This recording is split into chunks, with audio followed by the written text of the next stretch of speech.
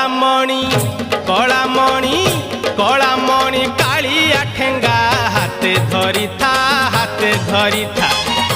कलामणि कालिया ठेंगा हाथे धरी था गहन कानन नित्य वृंदावने गहन कानन नित्य वृंदावने धनमणि धनमणि धनमणि धेनु फल नहीं नीति बोलुथा कलामणि कालिया ठेंगा हाथे धरी था कलामणि कालिया ठेंगा हाथे धरी था